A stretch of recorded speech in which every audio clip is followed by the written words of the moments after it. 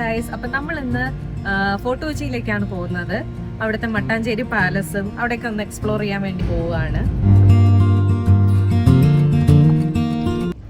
അപ്പൊ നമ്മളിപ്പം മട്ടാഞ്ചേരിയിൽ എത്തിയേക്കാണ്. ഈ സ്ഥലത്തിന്റെ പേരെന്താണ്?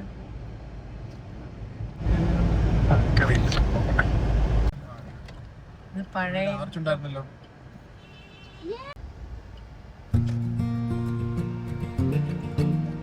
നമ്മള് പാലസിന്റെ അടുത്തുള്ള അമ്പലത്തിന്റെ പാർക്കിങ്ങിലേക്ക് എത്തിയേക്കാണ്. അപ്പൊ ഇവിടെ പാർക്കിങ്ങിന് 30 രൂപയാണ് ഇവിടെ പാർക്കിങ്ങിന് വേണ്ടി വാങ്ങിയിരിക്കുന്നത്. ഇവിടെ ചെളിയാണ്. റൈറ്റ് സൈഡിൽ എവിടെയും നോക്കാം. ഈ ഒരു ഗ്യാപ്പിൽ കയറ്റിയിടാം.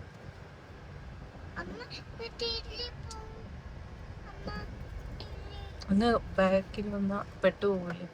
ഇവിടെ ഇട്ടേക്കാം. അപ്പോൾ വന്നിറങ്ങുമ്പോൾ തന്നെ ആദ്യം നമുക്ക് ലെഫ്റ്റ് സൈഡിൽ കാണുന്നത് ഒരു വലിയൊരു കുളമാണ്. കുളത്തിനോട് ചേർന്ന് തന്നെയാണ് നമ്മുടെ ഡച്ച് പാലസ് വരുന്നത്.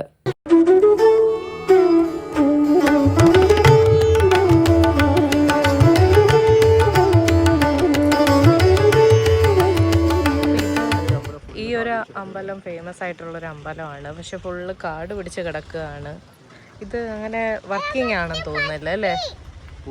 പൂജയില്ല, ഒന്നുമില്ലാന്ന് തോന്നുന്നു. ഫുള്ള് കാടായിട്ട് കിടക്കുകയാണ്. ക്ഷേത്രത്തിൽ നിന്നുള്ള ഡച്ച് പാലസിന്റെ വ്യൂ ആണിത്. അപ്പം നമ്മുടെ പാലസിനെ കുറിച്ചാണ് ഇവിടെ എഴുതിയിരിക്കുന്നത്. നമ്മുടെ ഈ മട്ടാഞ്ചേരി കൊട്ടാരം എന്ന് പറയുന്നത് കോഴിക്കോട് സാമൂതിരിൽ നിന്നും നിരന്തരമായ ആക്രമണമൊക്കെ ഉണ്ടായിരുന്ന ആ ഒരു സമയത്ത് 15-ാം നൂറ്റാണ്ടിൽ കൊച്ചി രാജകുടുംബം അവരുടെ തലസ്ഥാനമായ മഹോദയപുരത്ത് നിന്ന് ഇവിടെ കൊച്ചിയിലേക്ക് മാറി. അപ്പോൾ ആ സമയത്ത് പോർച്ചുഗീസുകാർ അവരുടെ വാണിജ്യ ആവശ്യങ്ങൾക്ക് വേണ്ടിയിട്ട് സഹായമൊക്കെ നൽകിയത് നമ്മുടെ കൊച്ചി രാജാവാണ്. അങ്ങനെ ആ ഒരു ആക്രമണം ഭീഷണിയെ ചെറുക്കുന്നതിന് ആവശ്യമായിട്ടുള്ള സൈനിക സഹായമൊക്കെ പോർച്ചുഗീസുകാരിൽ നിന്ന് കൊച്ചി രാജാവിന് ലഭിക്കുകയാണ് ചെയ്തത്. 1545 പോർച്ചുഗീസുകാർ കൊച്ചി രാജാവിന് സമ്മാനമായി പണി കഴിപ്പിച്ചതാണ് ഈ കൊട്ടാരം. 17-ാം നൂറ്റാണ്ടിൽ ഡച്ചുകാർ അറ്റകുറ്റപ്പണികൾ നടത്തിയതിനാലാണ് ഡച്ച് പാലസ് എന്ന പേര് വന്നത്.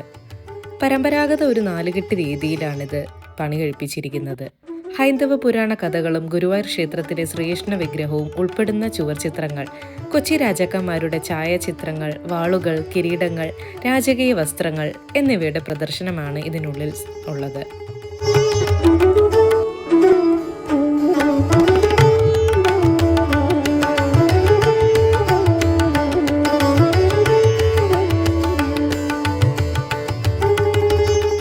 കേരളീയ വാസ്തുവിദ്യയും കൊളോണിയൽ ചരിത്രവും സമന്വയിപ്പിക്കുന്ന ഒരു സവിശേഷ കാഴ്ചയാണ് നമുക്കിവിടെ കാണാൻ സാധിക്കുന്നത്.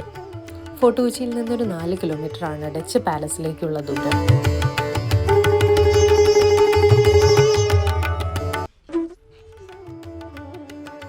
നമ്മളിപ്പോൾ പാലസ് കണ്ട് പുറത്തേക്ക് ഇറങ്ങി. ഇവിടെ വീഡിയോ അലൗഡല്ല.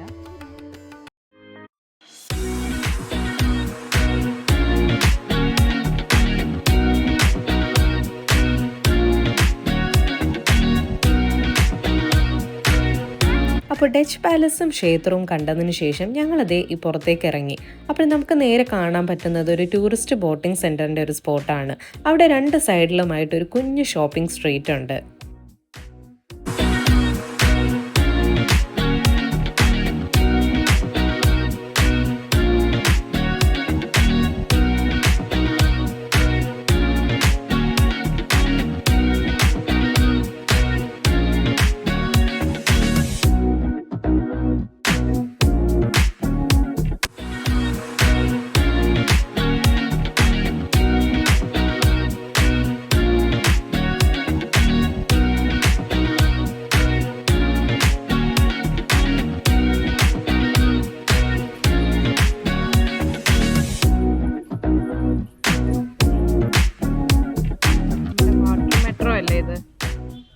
നമ്മുടെ പുതിയ വാട്ടർ മെട്രോ സ്റ്റേഷനാണിത് മട്ടാഞ്ചേരിയിലെ.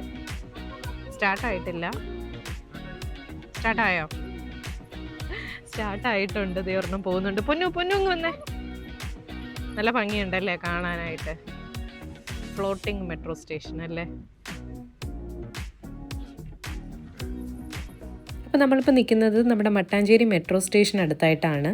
ഒരു ഫ്ലോട്ടിംഗ് രീതിയിലാണ് അത് നിർമ്മിച്ചിരിക്കുന്നത്. ഇന്നുവരെ കണ്ടതിൽ വെച്ച് ഏറ്റവും നല്ലൊരു മെട്രോ സ്റ്റേഷനാണ് മട്ടാഞ്ചേരിയിലെ മെട്രോ സ്റ്റേഷനായിട്ട് എനിക്ക് തോന്നിയത്.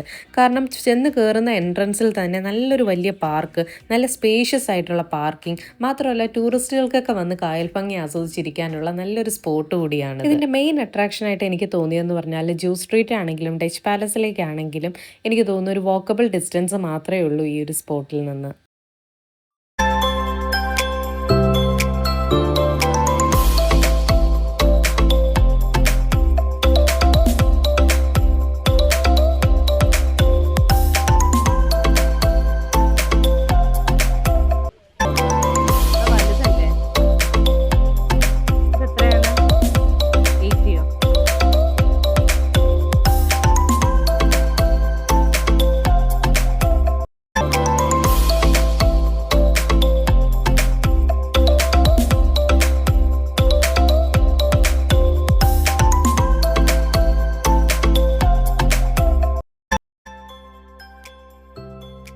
ഇവിടെ വന്നപ്പോൾ കണ്ടതാണ് മഞ്ചാടിക്കുരുവിൻ്റെ മരം. മഞ്ചാടി നിൽക്കുന്ന നിങ്ങൾ കാണുന്നുണ്ട്.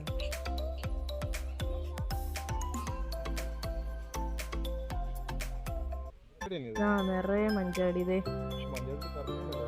അറിയില്ല, പക്ഷെ അത് തന്നെയാണ്. എടുത്ത മോള് എന്തേ കാണിച്ചേ?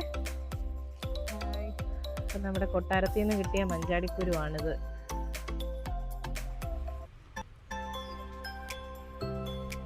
ഇവിടെ ഫുള്ള് മഞ്ചാടി മരമാണല്ലേ.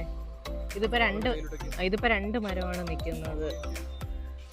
നോക്കി, ഇത്ര ഇവിടെ നിന്ന് ഇപ്പൊ കിട്ടിയതാണ് ഞങ്ങക്ക്. ഹാപ്പി ആയോ? അപ്പൊ കൊട്ടാരത്തിനോട് ബായ് പറഞ്ഞ് നമ്മൾ ഇവിടെ നിന്ന് പോവാണ്. മട്ടാഞ്ചേരി മാർക്കറ്റിലെ ഈ ഹോൾസെയിൽ മാർക്കറ്റാണ്.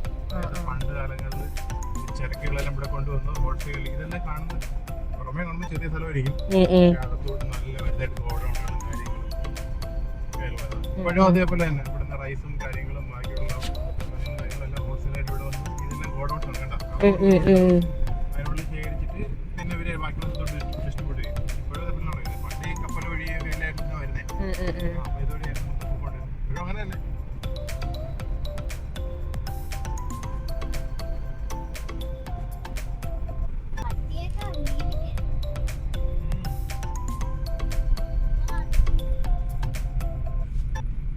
നമ്മുടെ പഴയ എന്തുവാണ് ബോട്ട് ജെട്ടിയൊക്കെ ഉണ്ടായിരുന്നത് ഇവിടെയാണ്.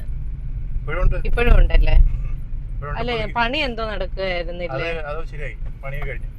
എനിക്ക് തോന്നുന്നു വാട്ടർ മെട്രോ വന്നതിന് ശേഷം ഇവിടെ വലിയ തിരക്കില്ലാന്ന് തോന്നുന്നു അല്ലേ? ഓ ഓ ഓ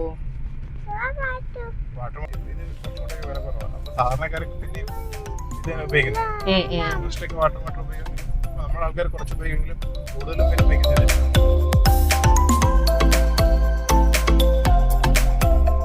നീ പറഞ്ഞില്ലേ ആ ബോട്ട് കെട്ടി പോകുന്ന ആൾക്കാരെ അവിടെ നേരെ എം ജി റോഡിന് അങ്ങോട്ട് പോകാലോ. എങ്ങനെയുണ്ട് അതിന്റെ ചിത്രങ്ങളൊക്കെ? നല്ല ഭംഗിയുണ്ട്. ഇപ്പൊ നമ്മളിപ്പോ കോസ്റ്റ് ഗാർഡിന്റെ ഹെഡ് ക്വാർട്ടേഴ്സിന്റെ ഫ്രണ്ടിലൂടെയാണ് പോകുന്നത് ഇവിടെ കൊച്ചിയിലെ.